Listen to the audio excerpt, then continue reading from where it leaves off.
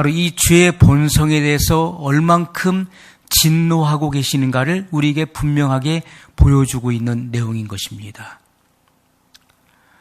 자, 아담으로부터 모든 인류에게, 이 아담과 같은 죄를 짓지 아니한 모든 인류에게 죄가 들어왔고 죄가 모든 사람에게 왕노릇했다고 성경은 증거를 하고 있습니다.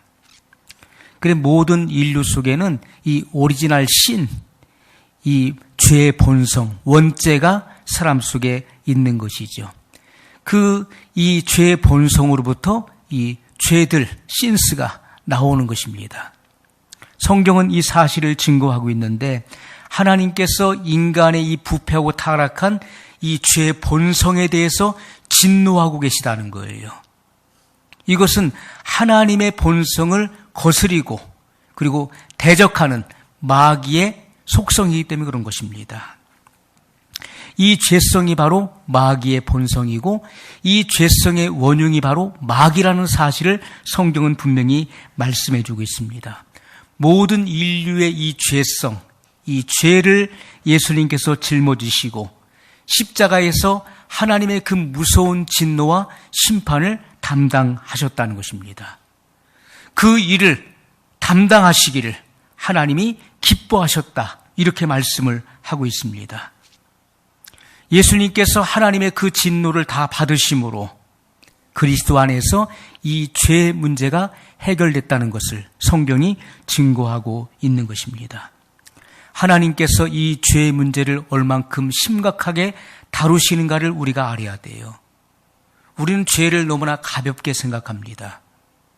이 죄의 본성, 이 죄의 그 원흉이 바로 마귀라는 사실, 그리고 모든 인류에게 아담으로부터 유전한 이 망령된 행실이 들어오게 됐는데 그것이 바로 이 원죄를 말한다는 것입니다. 이 죄를 말하는 거예요.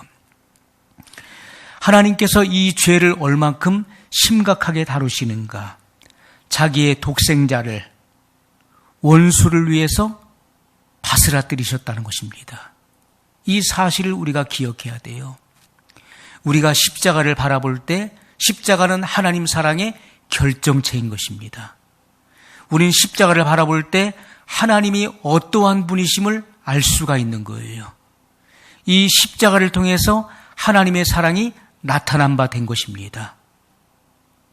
그래서 우리가 십자가를 바라볼 때 하나님의 그 본성과 속성을 알 수가 있는 것이고, 그리고 그 하나님의 그 사랑을 우리가 깨달을 수 있게 되는 것입니다. 하나님께서 이 죄의 본성을 바스라뜨리기 위해서, 죄의 본성을 없이 하기 위해서 그의 독생자를 아낌없이 내어주셨다는 거예요. 인류의 모든 죄를 담당하신 것입니다. 인류가 가지고 있는 모든 죄의 본성이 예수님에게로 옮겨졌어요. 그리고 예수님은 십자가에서 하나님의 진노를 받으심으로 말미암아 바스라지신 것입니다. 하나님은 그와 같은 일을 기뻐하셨어요. 로마서 5장 8절에 우리가 아직 죄인 되었을 때, 우리가 의인으로 있을 때가 아니라 우리가 아직 죄인 되었을 때 그리스도께서 우리를 위하여 죽으심으로 하나님께서 우리에게 대한 자기의 사랑을 확증하셨느니라, 이렇게 증거하고 있는 것입니다.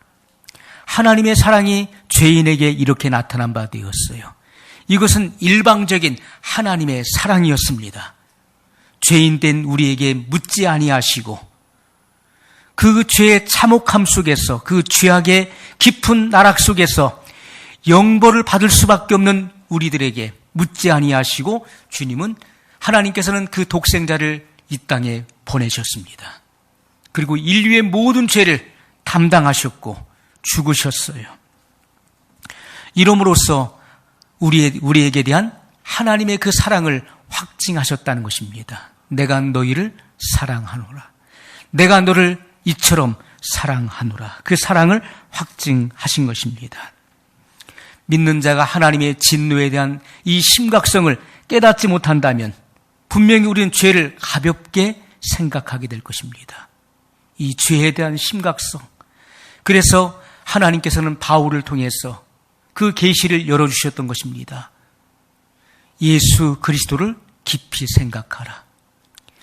땅의 것에 마음을 두지 말고 위의 것을 생각하고 찾으라고 말씀을 하셨던 것입니다. 설마 하나님께서 나를 지옥에 던지시겠어? 나는 하나님의 사랑받는 자녀인데 하나님이 나를 지옥에 버리시겠어? 나만 죄를 짓나? 모든 사람이 다 죄를 짓고 있는데. 여러분, 이렇게 생각하는 것 자체가 이미 미혹에 빠져 있는 것입니다. 그것이 미혹이에요.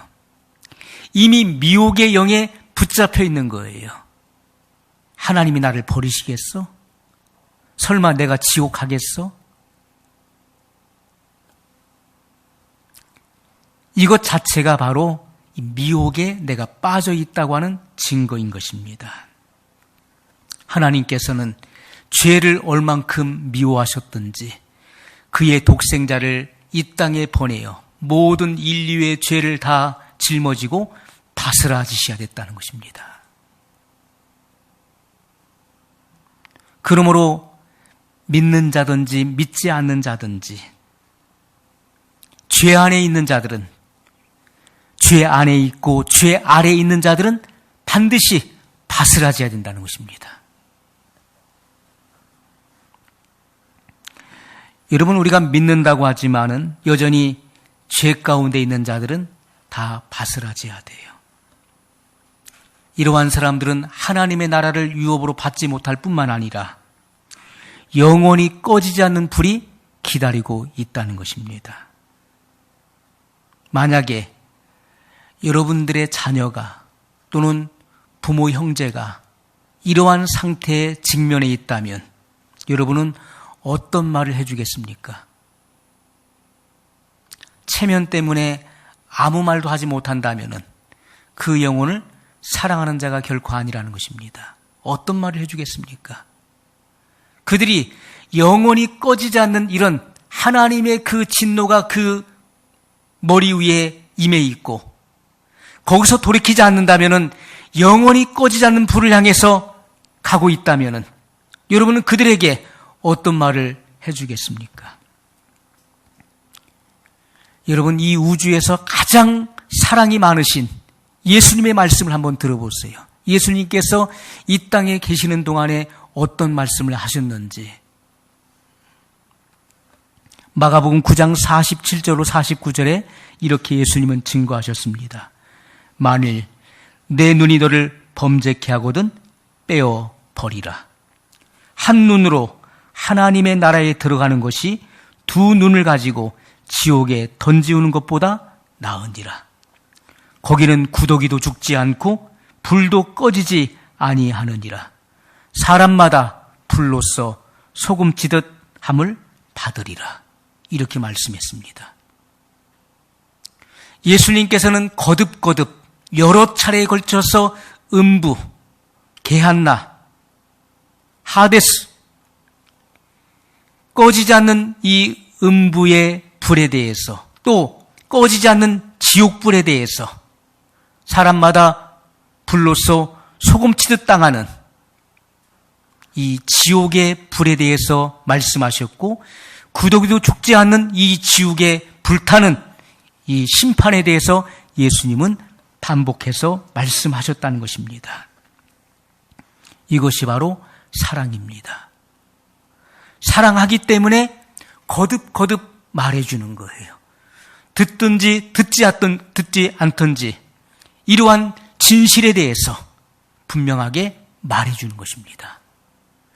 여러분, 이 땅에서 가장 위대한 사랑은 복음을 전하는 것입니다. 그들이 듣든지 듣지 않든지 이 사랑의 진실성에 대해서 증거해 주는 거예요. 그것을 말하는 것입니다. 예수님께서는 이 우주에서 가장 사랑이 많으신 분이에요. 사랑이 넘치시는 그 예수님께서 이 지옥의 이 심판에 대해서 여러 차례에 걸쳐서 말씀하셨다는 것입니다. 믿는 자가 그 하나님의 진노의 그 진노로부터 돌이키지 않는다면 영원히 꺼지지 않는 불이 너를 위해서 기다리고 있다는 것을 말씀하셨다는 것입니다. 이것이 바로 사랑이라는 것입니다. 복음 증거는 사랑이 없이는 안 되는 거예요. 복음 증거하면은 모든 사람이 다 환영하고 그리고 박수를 쳐줍니까? 찬사를 보내나요? 그렇지가 않습니다. 복음 증거하면 오히려 반대에 부딪히고요. 복음 증거하다 핍박받고요. 복음 증거하다가 욕 얻어먹습니다. 바울은 가는 곳마다 수없이 많은 반대에 부딪혔습니다. 그는 수없이 많은 위험을 당했습니다. 그는 동족의 위험을 당했고 이방인의 위험을 당했습니다. 배가 파손되는 그런 그 위험한 일들을 겪었어요. 태장으로 맞고 돌에 맞아 죽는 그런 고통을 수없이 많이 겪었습니다. 그럼에도 불구하고 그 안에 그 하나님의 그 사랑이 불타고 있었기 때문에 이 복음을 증거하지 않고는 견딜 수가 없었던 것이죠. 여러분, 우리가 죄에 대한 죄의 유혹 아래에 있을 때, 유혹 가운데 있을 때 하나님의 사랑을 찾는다고 하면은 그는 반드시 그 죄의 유혹에 넘어지고 말 것입니다. 그래서 미국의 어느 복음주의 목회자가 수만 명이 모이는 그 복음주의 교회 목회자가 그렇게 설교를 했습니다. 하나님은 사랑의 하나님이시기 때문에 결코 지옥을 만드실 리가 없다. 지옥은 없다. 그렇게 증거해서 미국 교회에 수많은 그런 파장을 일으킨 적이 있었습니다. 하나님은 사랑의 하나님이시기 때문에 지옥을 만드실 리가 없다. 그러므로 지옥은 없다는 거예요. 이것은 성경을 정면적으로 배격하는 것입니다. 예수님께서 친히 이 지옥에 관해서 말씀하셨어요. 예수님께서 증거하셨던 이 말씀을 들었던 대상이 누굽니까? 당시에 자칭 아브라함의 자손이라 일컫는 그들. 죽으면 아브라함과 함께 그 식탁에 앉아서 음식을 함께 먹을 것이라고 생각하고 있었던 유대인들에게 예수님은 이 말씀을 하신 것입니다. 또 오늘 믿고 있는 우리들에게 주님은 이 말씀을 증거하고 계시는 거예요. 우리가 믿는다 하지만은 하나님의 진노 아래 우리가 거하고 있다면은 하나님의 진노를 일으키는 그 현장 가운데 우리가 거하고 있다면은 이 지옥의 심판을 면할 수가 없다는 사실을 분명히 말씀하셨다는 것입니다. 그러므로 우리는 여호와의 진노의 심각성을 우리가 묵상하면서 나 자신을 깨워야 된다는 것입니다. 잠자고 있는 내 영혼을 깨워야 되는 거예요. 하나님 말씀을 깊이 있게 묵상해야 되는 것입니다. 죄의 유혹 가운데 있으면서 하나님의 사랑을 묵상한다면 그것은 잘못된 것이죠. 오히려 하나님의 진노와 그 심판을 깊이 있게 묵상할 때 잠자고 있던 내 영혼이 깨어나는 것입니다. 그때 우리에게 살 길이 열리는 것입니다. 시편 119편 1절로 2절에 이렇게 증거하고 있습니다. 행위가 온전하여 여호와의 율법을 따라 행하는 자들은 복이 있음이요 여호와의 증거들을 지키고 전심으로 여호와를 구하는 자는 복이 있도다. 자, 행위가 온전하여 완전하다는 것이죠. 퍼펙트. 행위가 완전하다. 무슨 말입니까? 삶 속에서 비난받지 않는다는 거예요. 우리의 삶이 비난받지 않는 삶을 산다는 것입니다. 그것이 행위가 완전하다는 것입니다. 여러분의 삶은 어떻습니까? 여러분의 삶의 행실이 세상으로부터 또 여러분의 가족들로부터 비난받지 않는 삶을 살고 있나요? 여러분의 삶을 가장 잘하는 사람은 여러분의 가족일 것입니다. 그리고 가까운 지인들이. 또 세상으로부터 여러분의 삶이 비난받아서는 안 된다는 것입니다. 행위가 완전해야 된다는 것이죠. 비난받지 않고 하나님 말씀을 따라 살아간다는 것을 의미하는 것이고요. 우리가 이런 사람은 복이 있다고 했습니다. 복이 있다는 것은 바르다, 똑바로 걷는다는 것을 말씀하고 있어요. 하나님의 말씀에서 벗어나는 것이 바로 죄입니다. 그런데 하나님의 말씀의 정로를 걷는 것이 바로 복이라고 말씀을 하고 있어요. 우리는 하나님과 말로 동행하는 자가 아니라 행위로 동행하는 사람이 돼야 된다는 것입니다. 에녹이 65세에 하나님을 만났고 그리고 300년 동안을 변함없이 하나님과 동행했다라고 성경은 증거하고 있습니다. 이것은 말로 동행하는 것이 아니라 그 행위로, 그의 삶으로 동행했다는 것을 우리에게 증거해주고 있는 것이죠. 많은 사람들이 말로 동행합니다. 나는 하나님을 믿어. 나는 하나님을 사랑해. 나는 하나님 없이는 못 살아. 나는 하나님과 동행하고 있어. 그러나 그의 삶 속에서 그의 삶으로 하나님과 동행하지 않는 이들이 너무나 많이 있다는 것입니다. 여전히 죄 가운데 있고 죄된 삶을 살아가고 있고 하나님의 그 무서운 진노가 그 머리 위에 있고 하나님의 그 진노를 그 머리 위에 쌓고 있는 그런 삶을 살고 있는 이들이 너무나 많이 있다는 것입니다. 여러분이 형식적이고 그리고 종교인의 삶을 살아가고 있다면은 하나님이 여러분을 얼만큼 사랑하시는지를 깊이 묵상해야 됩니다.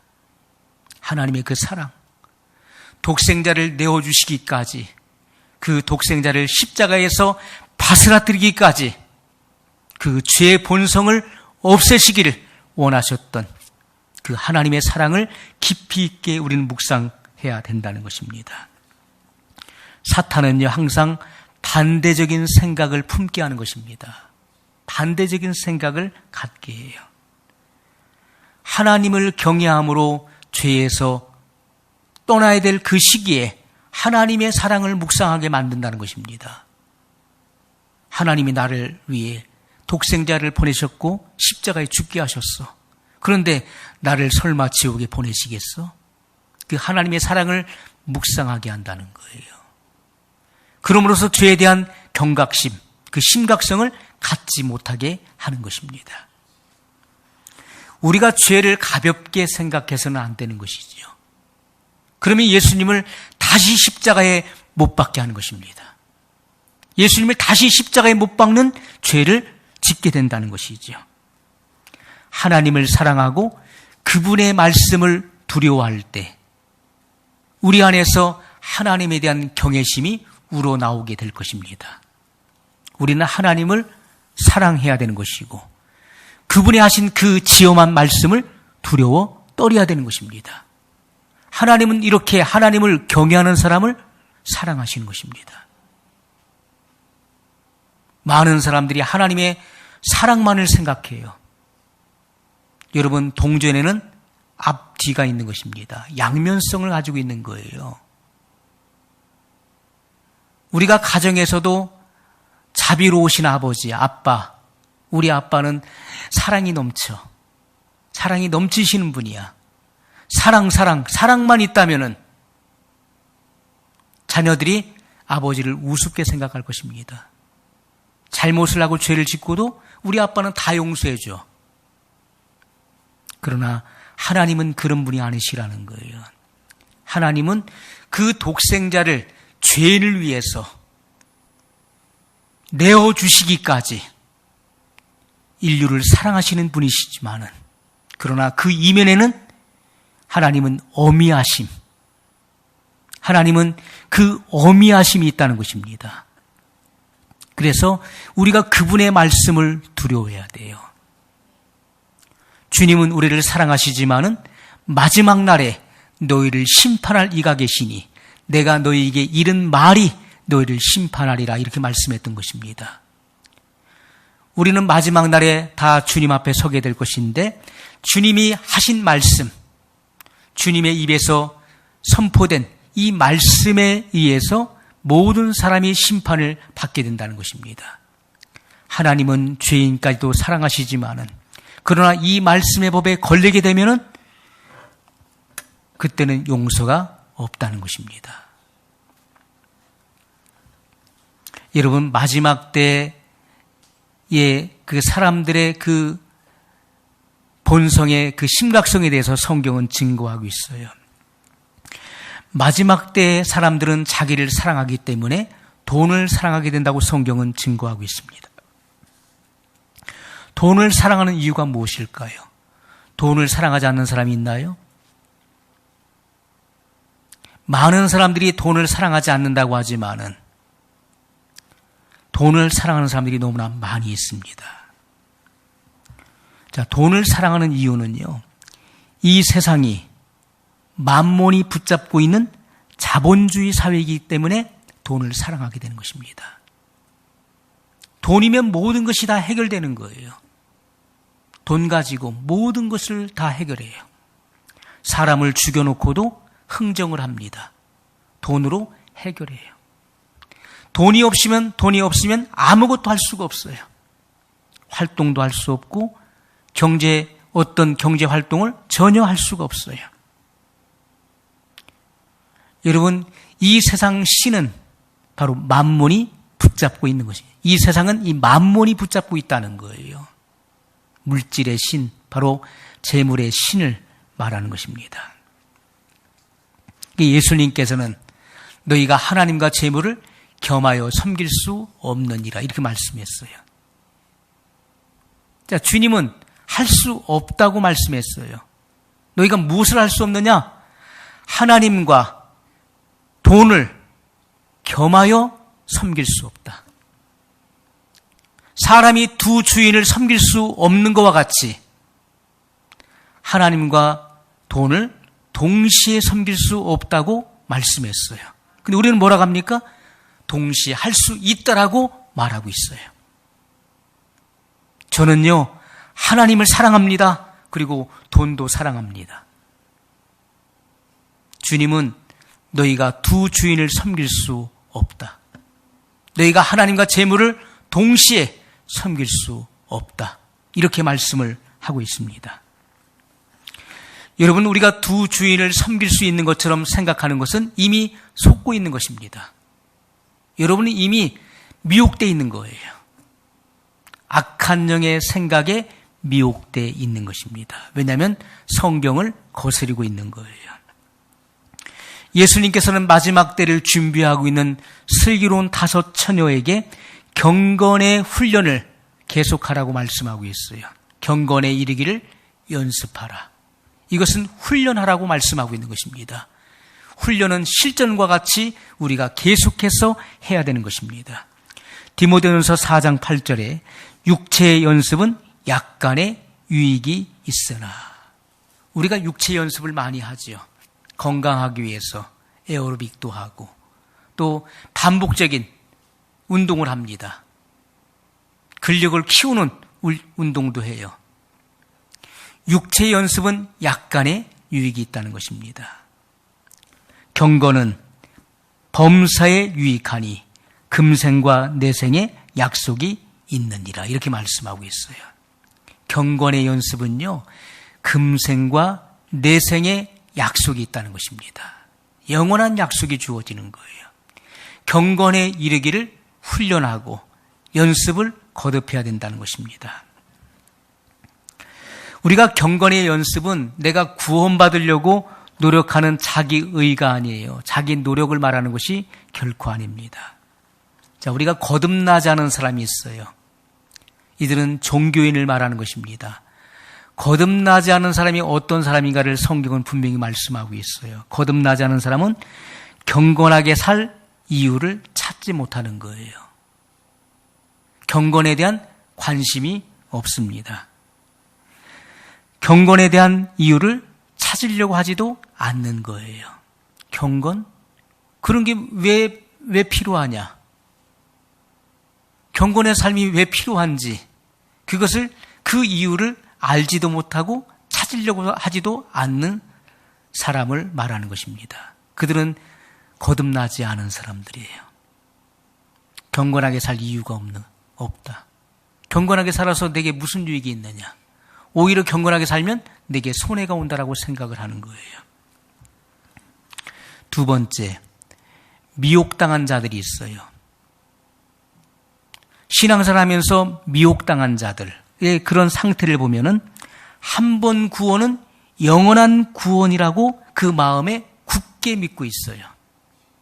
한 번 구원은 영원한 구원이야. 나는 이미 하나님께 선택받은 사람이야.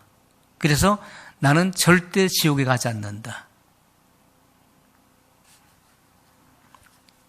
경건의 모양은 있습니다. 왜? 교회를 다니고 있고 신앙생활을 하고 있잖아요. 경건의 모양은 갖추고 있어요. 예배도 드리고 또 성경도 읽고 암송도 하고 경건의 모양은 갖추고 있습니다. 그러나 하나님이 기뻐하시는 것을 내 삶 속에서는 외면한다는 거예요.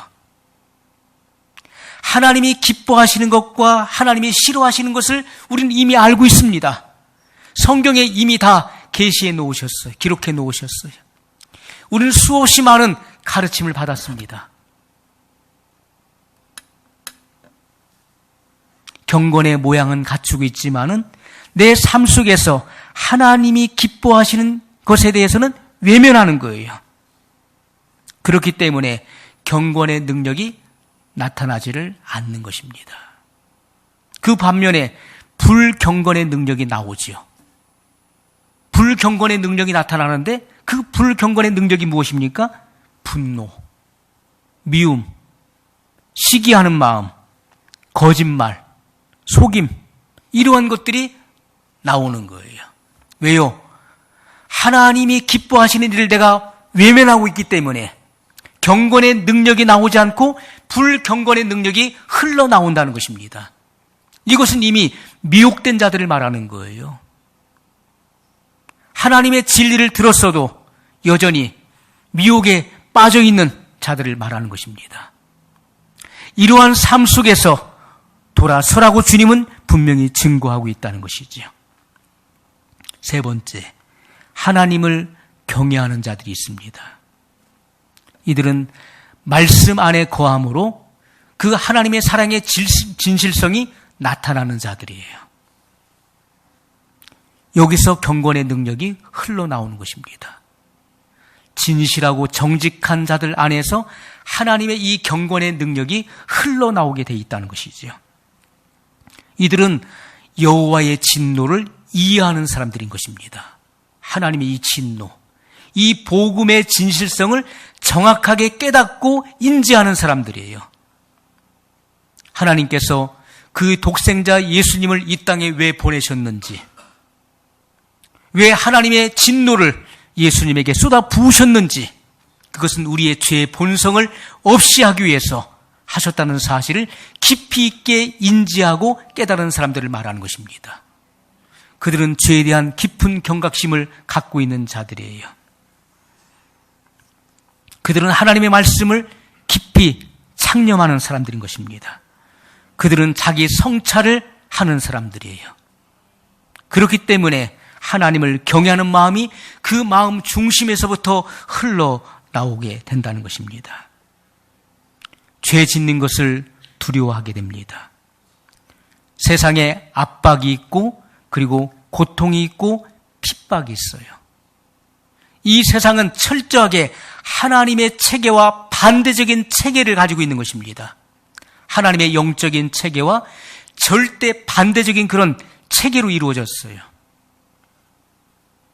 그러나 하나님을 경외하는 사람들은 이 땅에서 일어나는 그 어떤 환경이나 상황을 두려워하지 않습니다. 오직 하나님만을 두려워하는 거예요.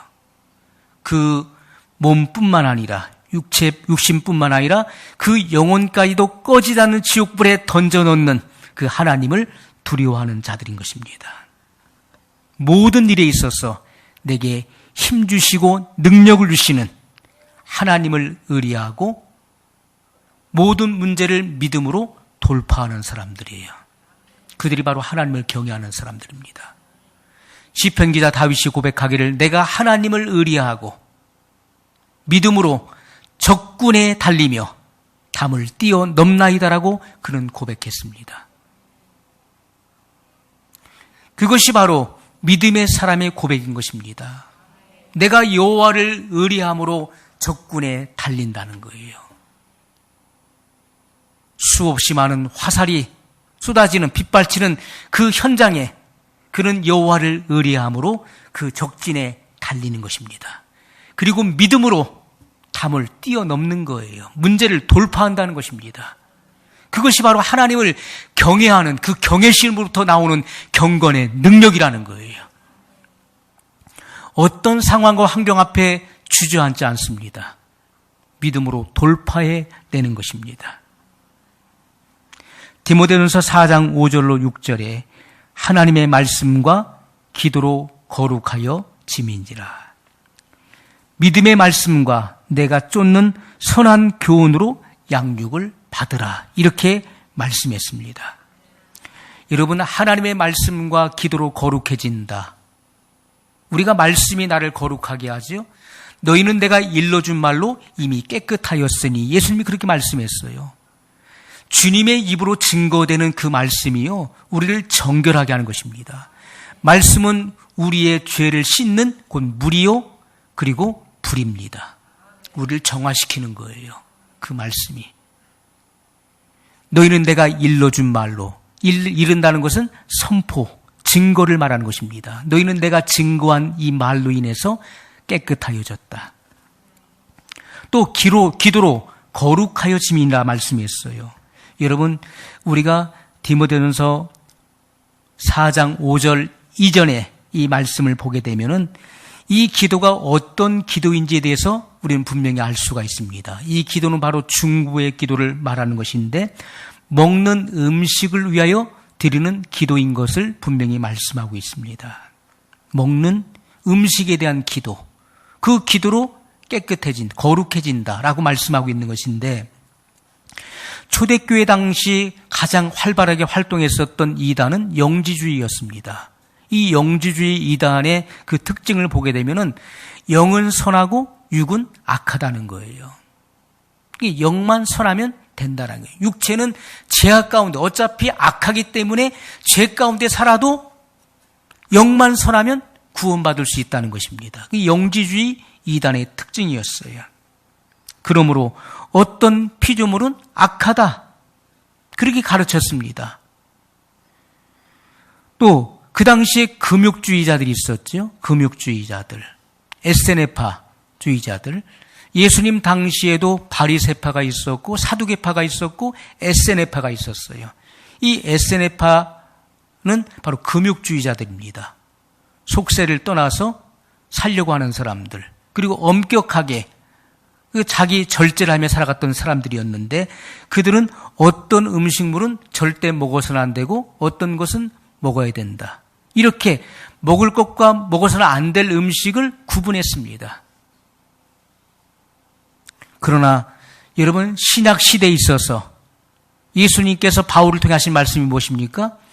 모든 피조물을, 하나님께서 주신 모든 만물 속에 있는 이 음식은, 하나님께서 허용하신 것들은 우리가 다 깨끗하다는 것입니다. 감사함으로 받으면 된다라고 말씀하고 있어요. 성경은 그것을 우리에게 말씀을 하고 있습니다. 자, 그래서 먹는 음식에 대해서 먹을 수 있는 모든 것, 우리가 먹을 수 있는 모든 것은 사람이 먹도록 하나님이 창조하셨다는 것이죠. 그래서 감사함으로 먹으면 된다는 것입니다. 자, 우리가 기도를 통해서 어떤 속된 것에서 구별되게 되는 것입니다. 우리의 중보의 기도를 통해서 속된 것에서 구별되어서 하나님의 목적을 위한 거룩한 음식이 된다는 것이죠. 이 음식이 우리에게 영향을 공급해주고 하나님의 나라 확장과 하나님의 일을 위해서 살게 한다는 것입니다. 그것을 말하고 있는 거예요. 우리가 하나님께 기도하고 감사한 마음으로 먹으면 그것이 결코 죄가 되지 않는다는 것입니다. 그것이 우리에게 영향을 공급해주고 하나님의 영광을 위해 살게 하는 힘이 된다는 것이죠. 여러분, 또한 주님은 우리에게 분명히 말씀했어요. 믿음의 말씀과 내가 쫓는 선한 교훈으로 양육을 받으라. 믿음의 말씀, 선한 교훈, 같은 내용이죠. 그것으로 양육을 받으라 말씀하고 있습니다. 우리가 다른 사람들에게 증거하기 위해서는 내가 먼저 양육을 잘 받아야 되는 거예요. 남을 잘 가르치기 위해서는 내가 잘 교육을 받아야 되는 것입니다. 학습자의 자세를 갖지 않는 사람은 결코 남을 가르치는 좋은 스승이 될 수가 없는 것입니다. 우리는 먼저 학습자의 자세를 가져야 돼요. 가르침을 받는 제자의 자세를 늘 가져야 됩니다. 그래서 그 말씀이 내 몸에 익혀져야 돼요. 그리고 난 이후에 우리는 남을 가르치고 훈련할 수 있는 좋은 선생이 될 수 있고, 그리고 아비가 될 수 있다는 것입니다. 자, 성경은 이렇게 말씀합니다. 디모데전서 6장 말씀에 누구든지 다른 교훈을 하며 바른 말, 곧 우리 주 예수 그리스도의 말씀과 경건에 관한 교훈에 창념하지 아니하면 저는 교만하여 마음이 부패하여지고 진리를 잃어버리게 된다고 말씀하고 있어요. 여러분, 이 말씀이 얼마나 중요합니까? 우리가 교만해지는 이유를 분명히 말씀하고 있어요. 사람이 왜 교만해집니까? 예수 그리스도의 말씀과 경건에 관한 교훈에 창념치 않기 때문에 교만해진다는 거예요. 우리가 하나님 들은 말씀, 하나님 말씀에 대한 경각심을 가지고 그 교훈에 창념하고, 그리고 날마다 자기 자신을 돌아보는 자기 성찰의 삶이 있다면은 결코 교만하지 않을 것입니다. 그러나 교만해지는 것은 하나님 말씀에 창념하지 않기 때문에 교만이 온다는 거예요. 그리고 마음이 부패해지고 진리를 잃어버리게 된다는 것입니다. 진리를 들으면 뭐 할 것입니까? 깊은 말씀을 들으면 뭐 할 것입니까? 그 진리를 잃어버린다면은 아무런 의미가 없는 거예요. 마음의 경각심을 갖지 않는 이상 여러분은 또 잃어버리게 될 것입니다. 오늘 증거된 이 말씀이 여러분 속에 경각심을 불러일으키지 않았다면은, 또 여러분 속에 경각심을 주지 못했다면은, 여러분이 경각심을 갖지 않았다면은 여러분은 이 예배를 드리고 돌아서는 순간에 곧 잃어버리게 될 것입니다. 진리를 잃어버리게 될 거예요. 들었던 말씀을 다 잃어버리고 여러분의 신념 안에서 한 주간을 또 살게 될 것입니다. 이 말씀이 반드시 여러분 속에 경각심을 일으켜야 돼요. 자극을 일으켜야 된다는 것입니다. 그래야 이 마음속에 이 자극, 이 경각심이 일어나야 자기 자신을 돌아보는 자기 성찰이 반드시 이루어지게 되는 것이고, 죄에 대한 심각성을 깨닫게 되고 그 죄로부터 돌이키는 그런 삶을 살게 될 것입니다. 또 주님은 이렇게 말씀하고 있습니다. 디모데전서 4장 1절에 말일에 어떤 사람들이 믿음에서 떠나 미혹해하는 영과 귀신의 가르침을 쫓으리라, 이렇게 말씀하고 있어요. 여러분, 마지막 시대에 어떤 일들이 일어납니까? 사람들이 믿음에서 떠나게 된다는 거예요. 이 말씀은 불신자들에게 하신 말씀이 아닙니다. 이 말씀은 믿는 자들에게 주시는 경각심이에요. 말일에 어떤 사람들이 믿음에서 떠나 미혹해하는 영과 귀신의 가르침을 쫓으리라. 미혹하는 영에 빠지게 되고, 그리고 귀신의 가르침을 쫓으리라. 마지막 시대에 귀신들이 나타나가지고 사람들의 귀에 이렇게 속삭인다는 말씀인가요? 마지막 시대에는 미혹의 영, 그리고 귀신의 가르침을 쫓는 사람들이 많이 일어나게 될 것입니다. 그럼 이 귀신의 가르침이 무엇을 말하는 것인가요? 거짓말하는 자들의 위선으로 이루어지게 될 것입니다. 우리가 거짓말, 위선이 뭘 말합니까? 말과 행동이 다른 것을 위선이라고 하는 거예요. 말은 그럴듯하게 해놓고 그 말과 행위가 다를 때 우린 위선자라고 말합니다. 저 사람은 위선자야. 왜? 말과 행위가 다르다는 것이죠. 마지막 시대 이 귀신의 가르침은요, 귀신들과 거짓말하는 자들이 협력해서 사람들을 속이는 일을 말하는 것입니다. 귀신의 활동 무대는 거짓말하는 자들의 그 본성 속에서 역사하는 것입니다. 거짓말하는 자, 남을 속이는 자들의 그 본성 속이 바로 마귀의, 이 귀신의 활동 무대예요. 그래서 이 교묘한 거짓말을 통해서 다른 사람들을 속이는 것입니다. 그것이 바로 귀신의 가르침이에요. 많은 사람들이 자기 자신을 그 속임에 방치해둘 것입니다. 자기 자신을 그 거짓말 가운데, 그 속임 가운데 자기 자신을 버려둔다는 거예요. 그게 마지막 시대의 징조인 것입니다. 거짓말을 따라가요. 나를 속이고 있는 그 말을 내가 쫓아가요. 그것이 바로 마지막 시대인 것입니다. 마지막 시대의 이 귀신들은 거짓말하는 사람들과 협력해서 사람들을 속일 것입니다. 영혼을 유린하게 될 것입니다. 그러므로 우리는 전심으로 주님께 반응해야 돼요. 신앙적 반응을 일으켜야 돼요. 하나님 말씀을 들은 대로 신앙적 반응을 일으켜야 된다고요. 하나님 말씀에 대해서 우리는 아멘으로 화답해야 되는 것이고, 그 말씀을 우리 마음에 새겨야 되는 것이고, 우리의 삶 속에서 이 말씀이 적용으로 드러나야 되는 것입니다. 이 말씀이 살아내지는 그런 경건의 능력이 나타나줘야 되는 것이죠. 이것이 바로 신앙적 반응이라고 하는 것입니다. 그때 하나님의 은혜가 임하는 거예요. 그때 하나님의 은혜가 쏟아지는 것입니다. 세상은 더욱더 악해질 것입니다. 어제보다 오늘이 더 악하고 오늘보다 내일은 더 악할 것입니다. 왜요? 예수님께서 오실 날이 임박했기 때문에. 예수님께서 공중에 재림하시기 전에 어떤 일이 있습니까? 배도하는 일이 먼저 일어날 것에 대해서 말씀하셨죠.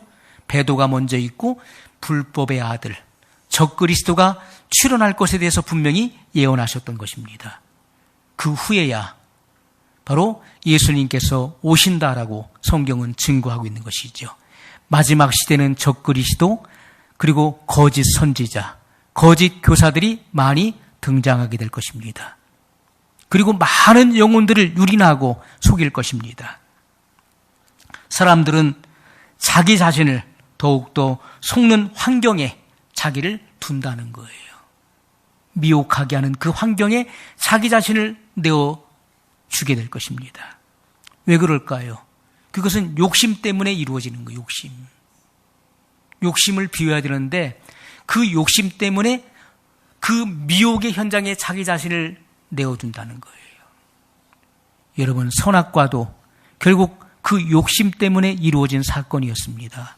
하나님같이 된다고 하는 그 욕심.